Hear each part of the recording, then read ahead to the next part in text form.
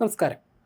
Christopher Nolan ആ രണ്ട് വാക്ക് മാത്രം മതി ലോകമെമ്പാടുമുള്ള ചലച്ചിത്ര പ്രേമികളെ ആവേശക്കൊടുമുടിയിലെത്തിക്കാൻ.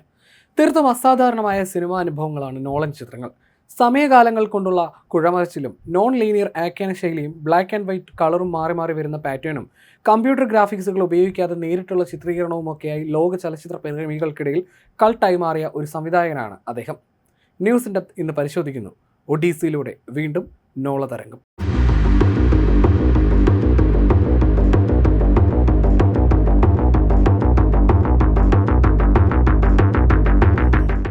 ഫ്രെയിമിലും കോമ്പോസിഷനിലുമൊക്കെ ഈ പ്രതിഭയെ അനുകരിക്കുന്നവരിൽ മലയാളത്തിലെ ന്യൂജൻ സംവിധായകർ വരെയുണ്ട്. Interstellar, Dunkirk, Tenet, Batman series, Oppenheimer തുടങ്ങിയ നോളന്റെ മുൻകാല ചിത്രങ്ങൾ ആ പ്രതിഭയ്ക്ക് അടിവരയിടുന്നു. ഓസ്കാർ, ബാഫ്ത, ഗോൾഡൻ ഗ്ലോബ് പുരസ്കാരങ്ങൾക്ക് ഒട്ടേറെ തവണ നാമനിർദ്ദേശം ലഭിച്ചിട്ടുമുണ്ട്. ടൈം മാഗസിൻ തയ്യാറാക്കിയ ലോകത്തെ ഏറ്റവും സ്വാധീന ശക്തിയുള്ള 100 പേരുടെ പട്ടികയിലും നോളൻ ഇടം പിടിച്ചു.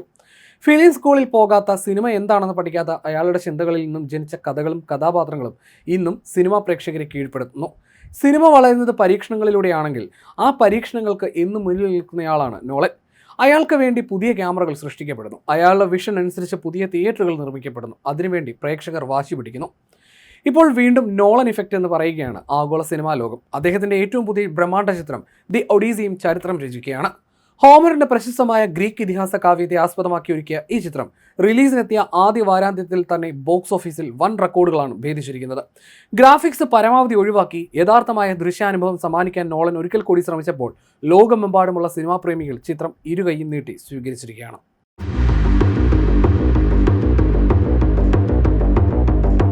ഐമാക്സ് ക്യാമറകളിൽ പൂർണ്ണമായും ചിത്രീകരിച്ച ആദ്യ ഫീച്ചർ ചിത്രം എന്ന പ്രത്യേകതയോടെ എത്തിയ ഒഡീസിക്കായി വലിയ കാത്തിരിപ്പായിരുന്നു ആരാധകർക്കുണ്ടായിരുന്നത്. റിലീസിന് മുൻപ് തന്നെ ഐമാക്സ് സ്ക്രീനുകളിൽ ടിക്കറ്റ് ബുക്കിംഗ് ആരംഭിച്ച് വാർത്തകളിൽ ഇടം നേടിയ ചിത്രം തിയേറ്ററുകളിലെത്തിയ ആദ്യ പ്രദർശനം മുതൽ മികച്ച മൗത്ത് പബ്ലിസിറ്റിയാണ് നേടിയത്. വെള്ളി മുതൽ ഞായർ വരെയുള്ള ആദ്യ 3 ദിവസങ്ങളിൽ നിന്ന് മാത്രം ആഗോള ബോക്സ് ഓഫീസിൽ നിന്ന് ചിത്രം നേടിയത് ഞെട്ടിക്കുന്ന കണക്കുകളാണ്. നിർമ്മാതാക്കളായ യൂണിവേഴ്സൽ പിക്ചേഴ്സിന്റെ ഔദ്യോഗിക കണക്ക് പ്രകാരം ചിത്രം 3 ദിവസം കൊണ്ട് നേടിയത് $264 മില്യൺ, അതായത് ഇന്ത്യൻ രൂപയിൽ 2546 കോടി രൂപ. ഏറ്റവും അത്ഭുതകരമായ കാര്യം ആദ്യ വാരാന്ത്യത്തിലെ കളക്ഷൻ കൊണ്ട് മാത്രം ചിത്രത്തിന്റെ നിർമ്മാണ ചെലവ് പൂർണ്ണമായി തിരിച്ചു പിടിച്ചു എന്നതാണ്. ഏകദേശം $250 മില്യൺ, ഇന്ത്യൻ രൂപയിൽ 2411 കോടി. ഇതായിരുന്നു ചിത്രത്തിന്റെ ബജറ്റ് എന്നാണ് റിപ്പോർട്ടുകൾ സൂചിപ്പിക്കുന്നത്. നോളന്റെ ഭാര്യ എമ്മ തന്നെയാണ് ചിത്രത്തിന്റെ നിർമ്മാതാവ്. മൊബൈൽ ഫോൺ ഉപയോഗിക്കാത്ത നോളന്റെ പ്രൈവറ്റ് സെക്രട്ടറിയും ഭാര്യ തന്നെ. അസാധ്യമായ മേക്കിംഗ് എന്നാണ് ചിത്രത്തിന് അന്താരാഷ്ട്ര തലത്തിൽ വരുന്ന റിവ്യൂകൾ. പ്രായോഗിക ഇഫക്റ്റുകളും യഥാർത്ഥ ലൊക്കേഷനുകളും ഉപയോഗിച്ച് പൂർണ്ണമായി ഐമാക്സ് ക്യാമറകളിൽ ചിത്രീകരിച്ച ഈ സിനിമ ഒരു ദൃശ്യവിസ്മയമാണ്. ഒഡീസിയായി വേഷമിട്ട മാറ്റ് ഡാമിന്റെ കരിയറിലെ ഏറ്റവും മികച്ച പ്രകടനങ്ങളിൽ ഒന്നാണിത്. Tom Holland, an Hathway, Robert Pattinson, Zendaya എന്നിവരടങ്ങുന്ന വൻ താരനിര തങ്ങളുടെ വേഷങ്ങൾ മനോഹരമാക്കി. ലുഡ്വിഗ് ഗുറാൻസൺസിന്റെ പശ്ചാത്തല സംഗീതവും ചിത്രത്തിന്റെ സൗണ്ട് ഡിസൈനും തിയേറ്റർ അനുഭവം മറ്റൊരു തലത്തിലേക്ക് എത്തിക്കുന്നു. കേരളത്തിൽ പോലും ജനം ചിത്രം കണ്ട് കൈയടിച്ചാണ് പുറത്തിറങ്ങുന്നത്. പ്രേക്ഷകർ വെറുതെ തലയാട്ടിയിരുന്നാൽ ആസ്വദിക്കാവുന്നതല്ല നോളൻ ചിത്രങ്ങൾ.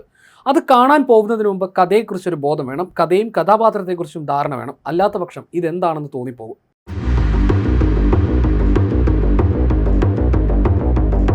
ഏകദേശം 3000 വർഷങ്ങൾക്ക് മുമ്പ് എഴുതപ്പെട്ട കൃതിയാണ് ഒഡീസി. ദൈവങ്ങളും രാക്ഷസന്മാരും മനുഷ്യരും അധിവസിക്കുന്ന ഒരു ലോകമാണിതിൽ. പാശ്ചാത്യ സാഹിത്യത്തിന്റെ അടിസ്ഥാന ശിലകളിൽ ഒന്നായ ദി ഒഡീസി ഗ്രീക്ക് കവിയായ ഹോമറിൻ്റെതായി കരുതപ്പെടുന്ന 2 ഇതിഹാസ കാവ്യങ്ങളിൽ ഒന്നാണ്. ഇത് എഴുതപ്പെട്ടത് ക്രിസ്തുവിന് മുൻപ് 8ാം നൂറ്റാണ്ടിലേതാണെന്നാണ് കണക്കാക്കപ്പെടുന്നത്. ഹോമർ ജീവിച്ചിരുന്ന ഒരു വ്യക്തിയായിരുന്നോ അതോ വാമൊഴിയായി കവിതാ പാരമ്പര്യത്തിന് നൽകിയ ഒരു പേരായിരുന്നോ എന്നതിനെക്കുറിച്ച് ഇന്നും കൃത്യമായ അറിവില്ല. ഒരേ മിതോളജിക്കൽ പാരമ്പര്യത്തിൽ ഉൾപ്പെടുന്ന 2 അനുബന്ധ ഇതിഹാസങ്ങളാണ് ഇലിയഡും ഒഡീസിയും. ട്രോജൻ യുദ്ധകാലത്തെ സംഭവത്തെക്കുറിച്ച് ഇലിയഡ് വിവരിക്കുമ്പോൾ യുദ്ധം അവസാനിച്ചതിന് ശേഷം ഒഡീഷ്യസ് തൻ്റെ നാട്ടിലേക്ക് നടത്തുന്ന 10 വർഷം നീണ്ട യാത്രയാണ് ഒഡീസി പിന്തുടരുന്നത്. പ്രശസ്തമായ ട്രോജൻ യുദ്ധത്തിന് ശേഷം ഗ്രീക്ക് വീരനും ഈ കഥയിലെ രാജാവുമായ ഒഡീസിയസ് തൻ്റെ സ്വരാജ്യത്തേക്ക് നടത്തുന്ന ദീർഘവും ദുർഘടം പിടിച്ചതുമായ മടക്കയാത്രയാണ് ഇതിൻ്റെ ഇതിവൃത്തം. 10 വർഷത്തെ യുദ്ധത്തിനു ശേഷം നാട്ടിലേക്ക് തിരിക്കുന്ന ഒഡീസിയസിന് ശാപങ്ങൾ കാരണം വഴിതെറ്റുകയും അടുത്ത 10 വർഷം കടലിലും ദ്വീപുകളിലുമായി അലഞ്ഞു തിരിയേണ്ടി വരികയും ചെയ്യുന്നു. നാട്ടിലേക്കുള്ള യാത്രയിൽ ഒഡീസിയസിനും കൂട്ടർക്കും നിരവധി പ്രതിബന്ധങ്ങളെയും രാക്ഷസന്മാരെയും നേരിടേണ്ടി വരുന്നു. സൈക്ലോപ്സ് എന്ന ഒറ്റ കണ്ണുള്ള ഈ ഭീകര രാക്ഷസന്റെ ഗുഹയിൽ ഒഡീസിയസും കൂട്ടരും അകപ്പെടുന്നു. ബുദ്ധിപൂർവ്വം രാക്ഷസന്റെ കണ്ണ് കുത്തിപ്പൊട്ടിച്ചാണ് അവർ രക്ഷപ്പെടുന്നത്. ഈ രാക്ഷസൻ കടൽ ദൈവമായ പൊസൈഡോണിന്റെ മകനായിരുന്നു. അതിനാൽ പൊസൈഡോൺ ഒഡീസിയസിനെ ശപിക്കുകയും യാത്ര തടസ്സപ്പെടുത്തുകയും ചെയ്യുന്നു. മനോഹരമായ പാട്ടുകളിലൂടെ നാവികരെ ആകർഷിച്ച് കപ്പലുകൾ തകർക്കുന്ന കടൽ കന്യകമാരായ സൈറനുകളായിരുന്നു മറ്റൊരു പ്രശ്നം. അവരുടെ പാട്ട് കേട്ട് വഴിതെറ്റാതിരിക്കാൻ ഒഡീസിയസ് തന്റെ കൂട്ടരുടെ ചെവികളിൽ മെഴുകു നിറയ്ക്കുകയും സ്വന്തം ശരീരം കപ്പലിന്റെ പായമരത്തിൽ കെട്ടിയിടുകയും ചെയ്യുന്നു. കിർക്കി എന്ന ദുർമന്ത്രവാദിനി ഒഡീസിയസിന്റെ കൂട്ടാളികളെ മൃഗങ്ങളാക്കി മാറ്റി. ഒടുവിൽ കിർക്കിയെ കീഴടക്കി അദ്ദേഹം തന്റെ ആളുകളെ രക്ഷിക്കുന്നു. ഒടുവിൽ എല്ലാ കൂട്ടാളികളും നഷ്ടപ്പെട്ട് ഒഡീസിയസ് ഒഗീജിയ എന്ന ദ്വീപിൽ ഒറ്റയ്ക്ക് കരയടിയുന്നു. അവിടെ കാലിപ്സോ എന്ന ദേവത അദ്ദേഹത്തെ പ്രണയിച്ച് 7 വർഷത്തോളം തടവിലാക്കുന്നു. പിന്നീട് അഥീന ദേവിയുടെ ഇടപെടലിലൂടെയാണ് അദ്ദേഹം മോചിതനാകുന്നത്. ഒഡീസിയസ് മരിച്ചെന്ന് കരുതി അദ്ദേഹത്തിന്റെ രാജ്യമായ ഇക്കഥയിൽ അരാജകത്വം ഉണ്ടാകുന്നു. ഒഡീസിയസിന്റെ സുന്ദരിയായ ഭാര്യ പെനിലോപ്പിയെ വിവാഹം കഴിച്ച് രാജ്യം കൈക്കലാക്കാൻ നിരവധി പ്രഭുക്കന്മാർ കൊട്ടാരത്തിൽ തമ്പടിക്കുന്നു. അവർ കൊട്ടാരത്തിലെ സമ്പത്ത് ദൂർത്തടിക്കുന്നു. എന്നാൽ പെനിലോപ്പി ഭർത്താവിനെ കാത്ത് വിശ്വസ്തയോടെ ജീവിക്കുകയും തന്ത്രപൂർവ്വം വിവാഹത്തിൽ നിന്ന് ഒഴിഞ്ഞുമാറുകയും ചെയ്യുന്നു. മകൻ ടെലിമാക്കസ് അച്ഛനെ അന്വേഷിച്ച് യാത്ര തിരിക്കുന്നു. അഥീനാദേവിയുടെ സഹായത്തോടെ ഒഡീസിയസ് ഒടുവിൽ ഒരു യാചകന്റെ വേഷത്തിൽ ഇക്കഥയിൽ തിരിച്ചെത്തുന്നു. കൊട്ടാരത്തിലെത്തിയ അദ്ദേഹം പെനിലോപ്പിയെ സ്വന്തമാക്കാൻ പ്രഭുക്കന്മാർക്കായി വെച്ചിരുന്ന വില്ലുകുലയ്ക്കൽ മത്സരത്തിൽ പങ്കെടുക്കുന്നു. നമ്മുടെ രാമായണ മഹാഭാരതവും ഒക്കെ ആയിട്ടുള്ള സാമ്യം ഒരുപാടുണ്ട്. ഒഡീസിയസിന് മാത്രമേ ആ വില്ല് കുലയ്ക്കാൻ സാധിക്കുമായിരുന്നുള്ളൂ. വില്ല് കുലച്ച ശേഷം മകൻ ടെലിമാക്കസിനൊപ്പം ചേർന്ന് ഒഡീസിയസ് കൊട്ടാരം കൈയടക്കിയ ദുഷ്ടന്മാരായ പ്രഭുക്കന്മാരെയെല്ലാം വധിക്കുന്നു. ഒടുവിൽ ഭാര്യ പെനിലോപ്പിയുമായി അദ്ദേഹം ഒന്നിക്കുന്നതോടെ ഒഡീസി എന്ന ഇതിഹാസം അവസാനിക്കുന്നു.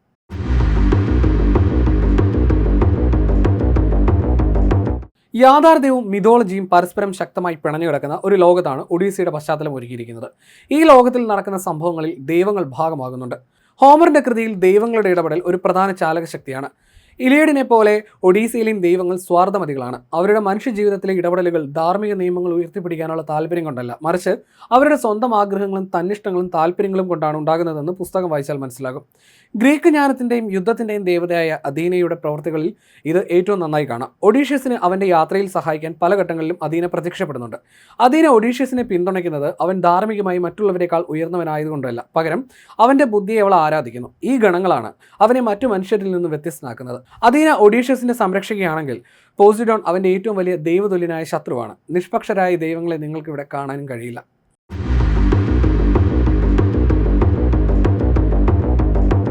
മഹാഭാരതം സിനിമയാക്കുകയാണെങ്കിൽ അതിൽ വല്ല മാറ്റവും വരുത്താനും വ്യാസനെ തിരുത്താനുമുള്ള കഴിവ് നമ്മുടെ ഏതെങ്കിലും ഒരു ഡയറക്ടർക്കുണ്ടാകുമോ?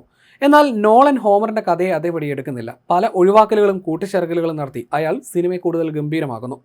600ഓളം പേജുകളുള്ള വലിയൊരു ക്ലാസിക് കൃതിയെ 3 മണിക്കൂർ സിനിമയാക്കാൻ നോളൻ നിരവധി സിനിമാറ്റിക് മാറ്റങ്ങൾ വരുത്തിയിട്ടുണ്ട്. ഹോമറിന്റെ കൃതി ഒരു ഫാന്റസി പുരാണ സ്വഭാവമുള്ളതാണെങ്കിൽ നോളൻ ഇതിനെ ഒരു മനഃശാസ്ത്രപരമായ അതിജീവന പോരാട്ടമാക്കി മാറ്റിയെന്നാണ് പാശ്ചാത്യ സിനിമാ നിരൂപകർ പറയുന്നത്. അതിഭൗതികമായ വിസ്മയങ്ങൾക്ക് പകരം 10 വർഷത്തെ ക്രൂരമായ യുദ്ധം കഴിഞ്ഞ് മടങ്ങുന്ന ഒഡീസിയസ് നേരിടുന്ന മാനസിക സംഘർഷങ്ങൾക്കും കുറ്റബോധത്തിനുമാണ് സിനിമ മുൻഗണന നൽകുന്നത്. കഥ സുഗമമാക്കാൻ നോളൻ പുരാണത്തിലെ ചില ഭാഗങ്ങളും കഥാപാത്രങ്ങളും ഒഴിവാക്കി. പുസ്തകത്തിൽ കിർക്കി എന്ന മന്ത്രവാദിയുടെ മാന്ത്രിക ശക്തിയിൽ നിന്ന് രക്ഷപ്പെടാൻ ഒഡീസിയസിനെ സഹായിക്കുന്നത് ഹെർമിസ് ദേവനാണ്. എന്നാൽ സിനിമയിൽ നോളൻ ഈ ദേവനെ പൂർണ്ണമായി ഒഴിവാക്കി. ഒഡീസിയസ് സ്വന്തം ബുദ്ധി ഉപയോഗിച്ചാണ് അവിടെ നിന്ന് രക്ഷപ്പെടുന്നത്. മൂലകൃതിയിൽ ഒഡീസിയസ് തന്റെ മുൻകാല സാഹസികതകൾ ഫിയാഷിൻ രാജകൊട്ടാരത്തിൽ വെച്ച് ഓർത്തെടുക്കുന്ന രൂപത്തിലാണ് ഹോമർ എഴുതിയിട്ടുള്ളത്. സിനിമയിൽ നോളൻ ഈ കഥാപാത്രങ്ങളെ ഒഴിവാക്കി നേരിട്ടുള്ള ദൃശ്യങ്ങളിലൂടെയാണ് കഥ പറയുന്നത്. ഹോമറിന്റെ ഒഡീസിയിൽ ഇല്ലാത്ത ചില ഭാഗങ്ങൾ നോളൻ ഉൾപ്പെടുത്തിയിട്ടുണ്ട്. ഉദാഹരണത്തിന് വിർജിലിന്റെ അനീഡ് എന്ന പുരാതന കൃതിയിലെ സിനോൺ എന്ന കഥാപാത്രത്തിന്റെ പങ്ക് സിനിമയിൽ വലുതാക്കി കാണിക്കുന്നു. ട്രോജൻ കുതിരയെ ട്രോയ് നഗരത്തിനുള്ളിൽ എത്തിക്കാൻ ചതിപ്രയോഗം നടത്തുന്ന കഥാപാത്രമാണിത്. ഏറ്റവും വലിയ മാറ്റം ചിത്രത്തിന്റെ അവസാനത്തിലാണ്. ഹോമറിന്റെ പുസ്തകത്തിൽ ഒഡീസിയസ് ശത്രുക്കളെ വധിച്ച് രാജ്യം തിരിച്ചുപിടിച്ച് സമാധാനവും സന്തോഷവും വീണ്ടെടുക്കുന്നതോടെ കഥ അവസാനിക്കുന്നു. എന്നാൽ നോളന്റെ സിനിമ ഒരു സാധാരണ വിജയാഘോഷത്തിന് പകരം യുദ്ധം ഒഡീസിയസിൽ അവശേഷിപ്പിച്ച വലിയ ആത്മീയ നഷ്ടങ്ങളും അതിജീവനത്തിന്റെ ഭാരവും കാണിച്ചുകൊണ്ട് വളരെ വ്യത്യസ്തവും ചിന്തോദ്ദീപകവുമായ ഒരു ക്ലൈമാക്സിലാണ് സിനിമ അവസാനിക്കുന്നത്. ഹോമറിന്റെ കഥയുടെ അന്തസത്ത നിലനിർത്തിക്കൊണ്ട് തന്നെ അതിനെ സ്വന്തം ശൈലിയിലുള്ള ഒരു ഗൗരവമേറിയ അതിജീവന ചിത്രമാക്കിയാണ് നോളൻ ചെയ്തത്.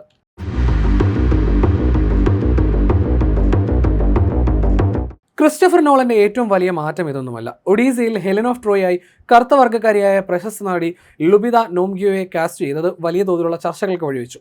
ഗ്രീക്ക് പുരാണങ്ങളിലെയും ഹോമറിന്റെ ഇതിഹാസങ്ങളിലെയും ഏറ്റവും പ്രധാനപ്പെട്ടതും കേന്ദ്രബിന്ദുവുമായ കഥാപാത്രങ്ങളിൽ ഒന്നാണ് ഹെലൻ ഓഫ് ട്രോയ്.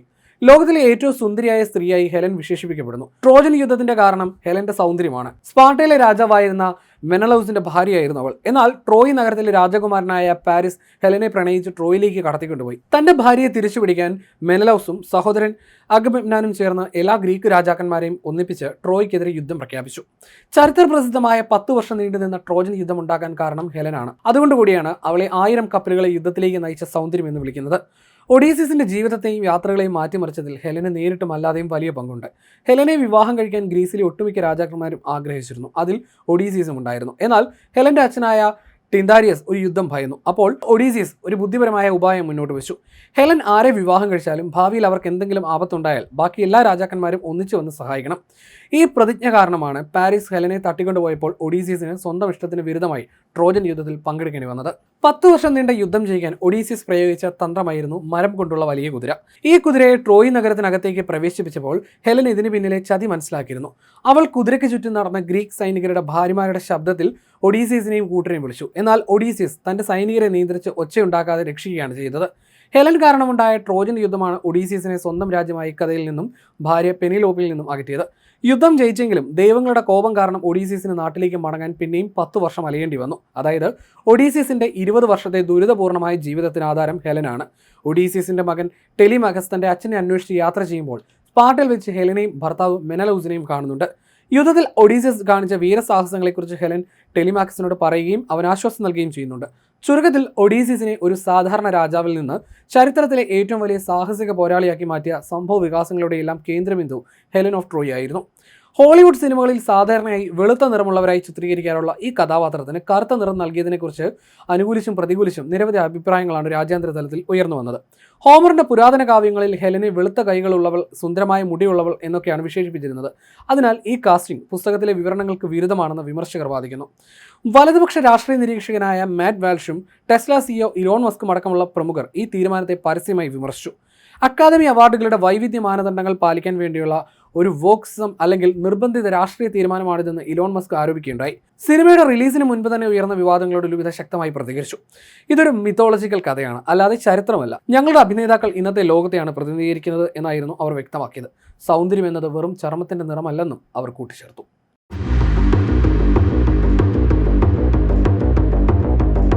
പക്ഷേ എഴുത്തുകാരും ചരിത്രകാരന്മാരും നോളന്റെ തീരുമാനത്തെ പിന്തുണയ്ക്കുകയാണ്. ഹെലൻ എന്നതൊരു ഹംസത്തിന്റെ മുട്ടയിൽ നിന്ന് ജനിച്ചതായി വിശ്വസിക്കപ്പെടുന്ന ഒരു പുരാണ കഥാപാത്രമാണ്. അതിനാൽ ഇത്തരം പുരാണങ്ങളെ അക്ഷരാർത്ഥത്തിൽ എടുത്ത് വംശീയമായി അളക്കുന്നത് യുക്തിരഹിതമാണെന്ന് അവർ ചൂണ്ടിക്കാട്ടി. കൂടാതെ ഒഡീസിയസായി അഭിനയിച്ച മാറ്റ് ഡാമൻ ഒരു ഗ്രീക്കുകാരനെ പോലെയല്ല ഇരിക്കുന്നത്. എന്നാൽ അതിനെതിരെ ആരും സംസാരിക്കുന്നില്ലെന്നും അവർ ഓർമ്മിപ്പിച്ചു.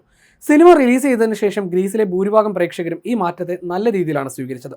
പുരാതന ഗ്രീക്ക് കാവ്യങ്ങളുടെ സാർവത്രികമായ അർത്ഥത്തെ കൂടുതൽ ശക്തമാക്കാൻ ലുബിതയുടെ കഥാപാത്രത്തിന് കഴിഞ്ഞുവെന്ന് പല പ്രേക്ഷകരും അഭിപ്രായപ്പെട്ടു. ഒഡീസി സിനിമയിൽ ഹെലൻ ഓഫ് ട്രോയിയും നായകൻ ഒഡീസിയസും തമ്മിലുള്ള രംഗങ്ങൾ തികച്ചും മനഃശാസ്ത്രപരമായിട്ടാണ് ചിത്രീകരിക്കുന്നത്. ഹോളിവുഡ് സിനിമകളിലെ പതിവ് ശൈലിയിൽ നിന്നും വ്യത്യസ്തമായി ഹെലനും ഒഡീസിയും തമ്മിൽ യാതൊരുവിധ ലൈംഗിക ആകർഷണവും നോളൻ കാണിക്കുന്നില്ല. പകരം വലിയൊരു യുദ്ധത്തിന്റെ ദുരന്തങ്ങൾ ഒരുമിച്ച് അനുഭവിച്ച രണ്ടുപേർ തമ്മിലുള്ള ആഴമേറിയതും ഗൗരവമുള്ളതുമായ ഒരു പ്ലാറ്റോണിക് ബന്ധമായിട്ടാണ് ഇവിടെ രംഗങ്ങൾ നോളൻ ഒരുക്കിയിരിക്കുന്നത്. ഒഡീസിയസിന്റെ മാനസികാവസ്ഥയിലൂടെയാണ് നോളൻ ഹെലനെ പ്രേക്ഷകർക്ക് മുന്നിൽ അവതരിപ്പിക്കുന്നത്. ഒഡീസിയസ് ഹെലനെ നോക്കുമ്പോൾ കാണുന്നത് കേവലം ഒരു സുന്ദരിയെയല്ല, മറിച്ച് തന്റെ 20 വർഷത്തെ ഭയാനകമായ സ്വപ്നങ്ങളെയാണ്. അവളിലേക്ക് നോക്കുമ്പോൾ തന്റെ മരിച്ചുപോയ സുഹൃത്തുക്കളും തനിക്ക് നഷ്ടപ്പെട്ട 10 വർഷങ്ങളുമാണ് ഒഡീസിയസിന്റെ ഓർമ്മകളിൽ വരുന്നത്. ചുരുക്കത്തിൽ ഒഡീസിയസിന്റെ മാനസിക തകർച്ചയുടെയും ഭയത്തിന്റെയും ജീവിക്കുന്ന പ്രതീകമായിട്ടാണ് ഹെലൻ സിനിമയിൽ വരുന്നത്. ഹെലൻ കഥാപാത്രം സ്ക്രീനിൽ പ്രത്യക്ഷപ്പെടുമ്പോൾ തികച്ചും ഗൗരവമേറിയതും ഭയമുണർത്തുന്നതുമായ ഒരു അന്തരീക്ഷമാണ് നോളൻ സൃഷ്ടിക്കുന്നത്. ഹെലന്റെ മുഖത്ത് ഒരു വലിയ വടു നൽകിയിട്ടുണ്ട്. ഒഡീസിയസ് തന്റെ മനസ്സിൽ ചുമക്കുന്ന യുദ്ധത്തിന്റെ മുറിവുകൾ ഹെലൻ തന്റെ മുഖത്ത് ബാഹ്യമായി ചുമക്കുന്നു എന്ന കാര്യമാണ് ഈ വടുവിലൂടെ നോളൻ ദൃശ്യവൽക്കരിക്കുന്നതെന്ന് നിരൂപകർ എഴുതുന്നു.